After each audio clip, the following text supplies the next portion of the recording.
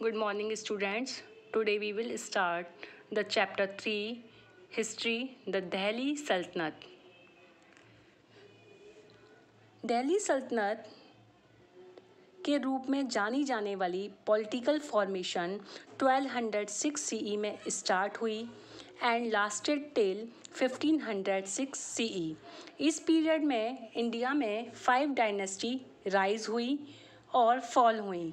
Means India में 5 dynasty आई और 5 dynasty का पतन हुआ। These dynasty were the Slave dynasty, the Khilji dynasty, the Tughlaq dynasty, the Sayyid dynasty, and the Lodi dynasty. We do not find any mention of Delhi as a capital of army kingdom, any kingdom. This is because Delhi उस समय 12th century में एक important city बन गया था। अजमेर के Tomars and Chauhans के under में दिल्ली इम्पॉर्टेंट कमर्शियल सेंटर बन गया था and the transformation of Delhi into a capital that control vast areas of the subcontinent started with the foundation of the Delhi Sultanate in the beginning of the 13th century. Slave dynasty. The kingdom established in 1206 CE by Qutbuddin Aibak, जिन्हें दिल्ली का सुल्तान कहा जाता था। कुतुबुद्दीन ऐबक मोहम्मद गौरी के general में से एक थे। स्लेव बनने से कुतुबुद्दीन ऐबक इंडिया में एक एम्पायर के फाउंडर बन गए, जिन्हें ममलुक या स्लेव डायनेस्टी कहा जाता था because the early sultan called Mamluk had been slaves who had risen to position of power. Mamluk एक अरेबिक वर्ड है जिसका मीन्स है ओन्ड, मीन्स अपना अधिकार या स्वामित्व।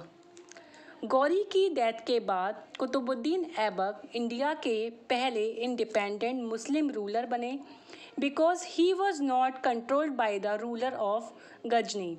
जो तुर्किश सल्तनत थे उन्होंने इंडिया में काफ़ी डिफ़िकल्टीज़ फेस की। नॉर्थ वेस्ट से मंगोल आक्रमण हुए, राजपूतों ने अपनी इंडिपेंडेंस को दोबारा से गेन करने की कोशिश की और तुर्क्स के आपस में ही कॉन्फ्लिक्ट होने लगे। इल्तुतमिश कुतुबुद्दीन ऐबक के सन इन लॉ थे जो कुतुबुद्दीन ऐबक के सन को डिफीट करके 1211 सीई में रूलर बने। नॉर्थ में उन्हें Turkish nobles and Rajput rulers के अगेंस्ट फाइट करनी पड़ी। उन्होंने ग्वालियर, मालवा, उज्जैन, बिहार एंड बंगाल को अपने कंट्रोल में ले लिया। उन्हें डायनेस्टी का सबसे बड़ा ग्रेट रूलर माना जाता है। इल्तुतमिश और उनके सक्सेसर के बारे में हमें मिनाज-ए-सिराज ने जो एक बुक लिखी है तबाक़त-ए-नासरी, जो कि पर्शियन में लिखी गई है, उसमें लिखा है कि किस तरह से इल्तुतमिश को उनके ब्रदर्स ने स्लेव मार्केट में सोल्ड कर दिया था और किस तरह से कुतुबुद्दीन ऐबक ने उन्हें अगेन ब्रॉड किया। उन्होंने कुतुबुद्दीन ऐबक द्वारा स्टार्ट की गई कुतुब मीनार को कंप्लीट कराया। He was succeeded by his daughter Razia Sultan. After the death of Iltutmish, his able daughter Rajia Sultan ascended the throne in 1236 CE. Scholar मिनाज-ए-सिराज ने रजिया की एबिलिटी को एज अ रूलर एक्सेप्ट किया, but he also wrote that her abilities were useless, as raising a woman to the throne was against the custom. उनका मानना था कि किसी भी वुमेन की एबिलिटीज़ यूज़लेस हैं और कस्टम के अगेंस्ट हैं। रजिया ने अपने फीमेल अटायर्स एंड वेल्स को थ्रू ऑफ कर दिया and led the army in war. उन्होंने सक्सेसफुली अपने किंगडम के लॉज एंड ऑर्डर्स को इस्टेब्लिश किया, जो कि चहलगानी नोबल्स थे। उन्होंने उनके अगेंस्ट कॉन्स्पिरेसी की जिससे कि वे पावर अपने हाथों में ले सकें। They killed her in a battle near Delhi in 1240 CE. Her brother succeeded her. He was a weak ruler. जो उनके ब्रदर थे वो एक वीक रूलर थे जो कि बलवन की एडवाइस से ही शासन करते थे। बलवन जो एक चीफ एडवाइज़र थे बाद में अपने मास्टर की डेथ के बाद सुल्तान बने। बलवन सेवरल वीक रूलर्स के बाद इल्तुतमिश की पॉलिसी को कंटिन्यू करते हुए बलवन 1266 सीई में सुल्तान बने। सुल्तान बनने के बाद बलवन को कई डिफ़िकल्टीज़ को फेस करना पड़ा। उन्हें मंगोलों के फॉरेन इन्वेजन से अपने एम्पायर को डिफेंड करना था और हिंदू राजपूत रूलर्स एंड जज जो कि उनके अगेंस्ट थे उन्हें डील करना था। Some of the nobles become very powerful और उन्होंने सुल्तान की पोजीशन को खतरे में डाल दिया। बलवन ने अपनी पोजीशन को स्ट्रॉन्ग करने के लिए कुछ स्टेप लिए। Number 1, he centralise the administration and reorganise his army. उन्होंने सिजदा प्रैक्टिस स्टार्ट की जहां पर नोबल्स को अपने फॉरहेड से नील तक ग्राउंड को टच करना पड़ता था और सुल्तान को सैल्यूट करना पड़ता था। Nobles were not allowed to drink nor attend parties. No one was suppose to laugh और smile while at the court.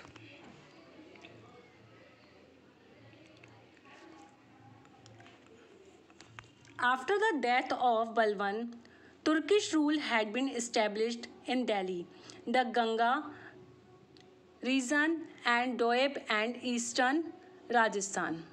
His successor were weak and 1219 CE में स्लेव डायनेस्टी का एंड हो गया और new dynasty the Khilji dynasty came to power after him. Alauddin Khilji. He was the first Turkish Sultan to build an empire in India. इनके शासनकाल में दिल्ली सल्तनत की बाउंड्रीज विंध्या से आगे डेक्कन तक एक्सटेंड थी। एक clever administrator and brilliant military general होने के कारण उन्होंने टेरिटरीज़ को कॉन्कर्ड कर लिया। उन्होंने वेस्ट में गुजरात एंड मालवा एंड राजस्थान में चित्तौड़ और जालौर को कॉन्कर्ड कर लिया। He was the first Delhi sultan to cross the Vindhyas mountain. उन्होंने डेक्कन में अपने कैंपेन लॉन्च किए। These campaign were led by Malik Kafur. South में कुछ किंगडम लाइक यादवास, काकतियाज, होयसला को डिफीट करके लूट लिया। अलाउद्दीन एडमिनिस्ट्रेशन। अपनी लॉन्ग स्टैंडिंग आर्मी को मेंटेन करने के लिए अलाउद्दीन को लार्ज रेवेन्यू की नीड थी। इस कारण उन्होंने बोल्ड मार्केट पॉलिसी को अडॉप्ट किया और कमोडिटीज़ के प्राइसेस को कंट्रोल किया। Ziauddin Barani write in Tarikh-i Firoz Shahi that Alauddin Khilji set up 3 market at Delhi. Number 1 for food grain, number 2 for horses, slaves and cattle, and number 3 for slaves, costly articles such as clothes. इसके prices fix थे और लो थे। सुल्तान ने government के लिए एक अरेंजमेंट किया था कि वह नॉन पेरिशेबल आइटम एक्सेस में कमोडिटी को परचेज करे जो कि ह्यूज ग्रैनरीज में स्टोर की जाती थी। At that time, land was the most important source of revenue. Land revenue was collected as a share of the agriculture produce. उन्होंने फार्मर के प्रोड्यूस के आधे हिस्से पर रेवेन्यू फिक्स कर दिया। रेवेन्यू स्टेट के स्पेशल ऑफिसर के थ्रू डायरेक्टली कलेक्ट किया जाता था। Special officer called Aamil who was appointed by the Sultan. Muhammad bin Tughlaq. Tughlaq's dynasty was founded by Ghiyasuddin Tughlaq, who died in 1325 CE and was succeeded by his son Zuna Khan.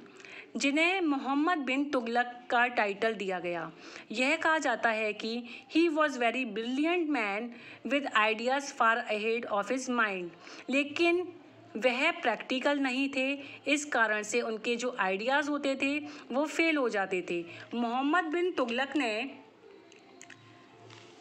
Merits पर stress दिया और humble people को high position दी।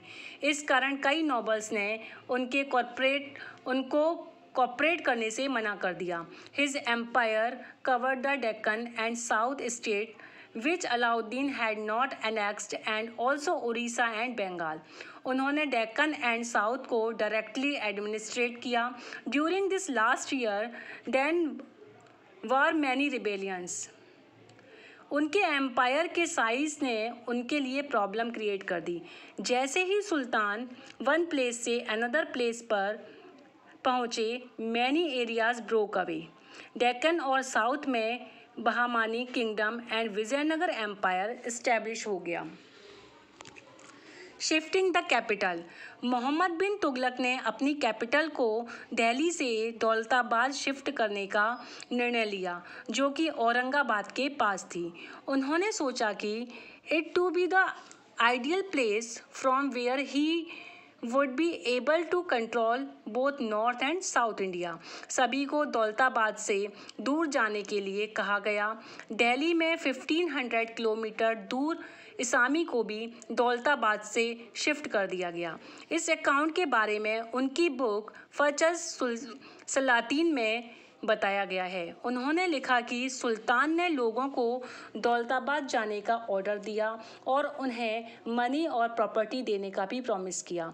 उन्होंने announce किया कि Delhi will be set on fire, many childrens died because they had no milk.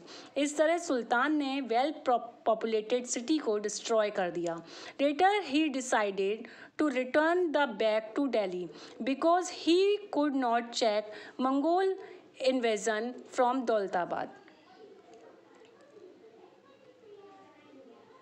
Token currency. Revenue collect करने के लिए तुगलक ने डिसाइड किया कि कॉपर एंड ब्रॉन्ज के कॉइन्स इश्यू कराई जाएंगी। They had the same value as the gold and silver coins. इनकी जो वैल्यू होगी वो सिल्वर और गोल्ड के बराबर ही होगी, जिनको टंका कहा गया। अब पीपल कोई भी कमोडिटी परचेज कर सकते थे, जैसा कि उन्होंने सिल्वर के ताउलिया के साथ किया। Gold and silver valuable metal होने के कारण लोगों ने गोल्ड और सिल्वर के कॉइन्स को सेव कर दिया कलेक्ट करके, और ट्रेड के लिए कॉपर और ब्रॉन्ज के कॉइन्स को यूज़ करने लगे। कुछ लोगों ने घर पर ही फेक कॉइन्स बनाना शुरू कर दिए, जिसके कारण मार्केट में कॉपर और ब्रास कॉइन्स की वैल्यू कम हो गई। So this plan was withdraw later. Firoz Shah Tughlaqs. Mohammad bin Tughlaq was succeeded by his cousin Firoz Shah Tughlaq in 1351 CE। इन्होंने अपने कजिन की मिस्टेक से काफ़ी कुछ सीखा।